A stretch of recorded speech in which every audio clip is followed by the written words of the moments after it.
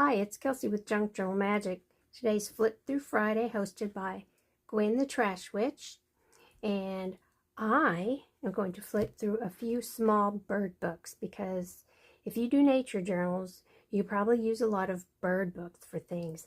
And I like these because the pages are small, like small enough for pockets and for journaling cards. And even though the pictures aren't color, you could color them yourself. You can still fussy cut them. You can have a lot of fun with little books like this. So first we'll go through the Easy Field Guide to Common Birds. This is by Richard and Sharon Nelson, and I will have a link to all these books in the description box below. So when I get these books, I look through them and think, what can I do with these pages? And you know, you might need to put a dark colored paper behind it and then maybe a piece of blank paper on top of that, or coffee dyed paper or something, just to cover. If you have a black page behind there, let's see if maybe this will help. You have a black page behind there, you can't see the bird through that. The black makes it go away, but without that dark paper, you can still see the bird on the other side. If you want to fussy cut them, you may find that gluing them onto something dark like that too would be helpful. If it's like a page in a book that's dark, that works too. But I usually do something like that just to make what I want to happen. And yeah, these are just perfect for journaling cards. Put a little tab on there, and it's like you have a little card for a filing system. It's great for a pocket. A tab up here also helps you slide something in behind there, because usually it's something like a well-tailed tab, and the back side glides the paper past this edge. So yeah, there's a lot of really nice birds in here. Oh, I love this with the nest. Oh, look at the roadrunner. He caught him a little lizard. I hope he gets more than one lizard a day to eat, because, you know, there's not a lot of stuff alive out in the desert to catch and eat. There are owls. There's the raven. Oh, these owls are really detailed. That's one good thing about the black and white images, is that you can really see the detail. That's what those Dover coloring books are excellent for. If you're looking at mythology and or archaeology, you get really good line drawings of everything. So there's this, oh, and I love the checklist. That's cool. I would just maybe laminate that and stick it in a pocket. And I really like this little cactus. There's quite a few other books too. So Rocky Mountain Birds, Easy Identification by Betty Sechrist and Delbert McNew. This is for easy identification. And these are colored pictures. They're slick, but they're not as high gloss as high gloss. They're kind of a satin. There's a little shine. But these are perfect for making information cards or ephemera with photos of birds. You put this down. Ooh, oh well, I'm going to destroy it anyway. What does that matter if the spine pops? Okay. Let me see if I can go pretty fast here. Not getting anywhere fast at all. Woodpeckers. Oh, lots of birds. Here's some water birds. More. What is that? A magpie. I've never seen a magpie. I did see a magpie in Australia. I haven't seen any magpies in Texas.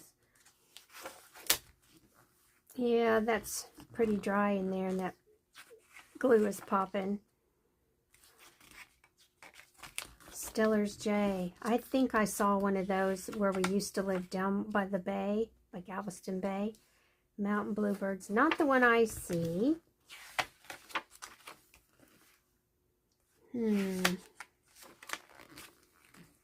Remember, these are mountain birds.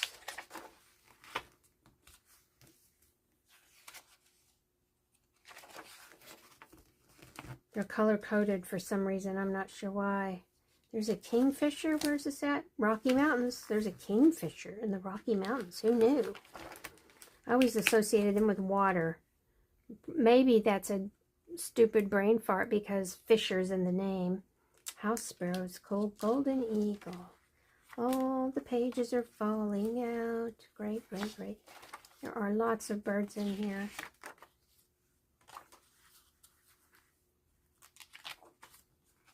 Oh well, maybe I'll stop flipping through this one. Let me see how many pages are all together.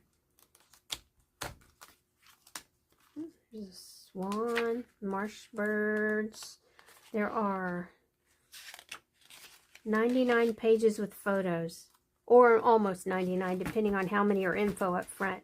So there's that book. It's a nice small one. The pages are just the right side to make journaling cards or pockets. Okay, my recipes are for the birds by Irene Cosgrove and Ed Cosgrove. It's a double-day book. Now, I thought this was cool because I like the paper. It's flat matte paper, and it just has fun stuff on them. Like, look at that. You could have that in a bird journal or a nature journal. Turn it into a card, a pocket, tuck, whatever. And then here's some stuff about seed dispensers,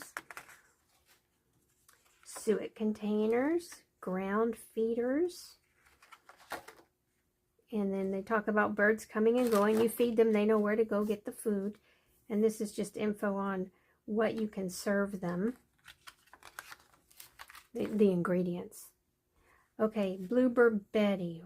This is like a mixture of things. And you bake it with baking soda and baking powder. I wonder if it's a shortbread.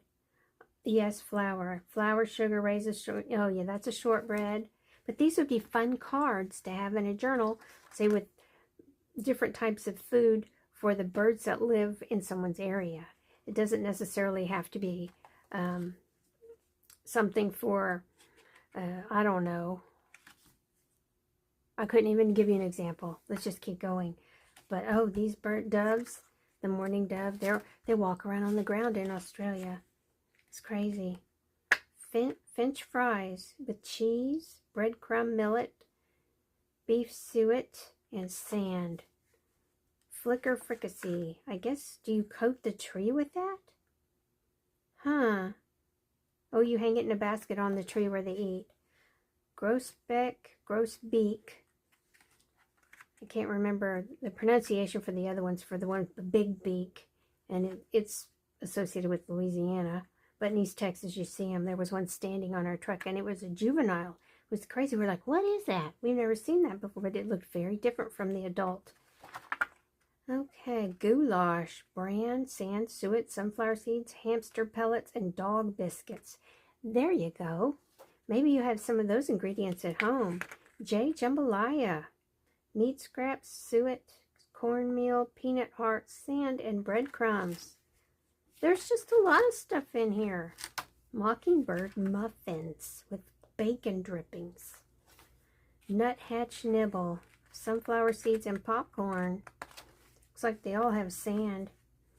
Apple, raisins, noodles, or spaghetti for Robin Roos, R-U-S-S-E. Sparrow stew. Oh, this is a cool book. This is a very cool book. Maybe you'll see a recipe or two for birds in your neck of the woods. And you can make them some delicious food to eat all winter when pickings are pretty slim. Wren rolls. Ha ha ha with a W. String food. Oh, you make strings like, oh goodness. Like a Christmas tree decoration. It's very cool. And return to spring, and then you're not supposed to feed them. They're supposed to go hunt bugs and worms and things that bother your garden. Although I don't know if that helps much, because we seem to have all sorts of bug issues in my garden. They especially like the tomatoes. Okay, so there's 3 books. These links will be in the description box below, and hopefully you found something interesting to put in your journals.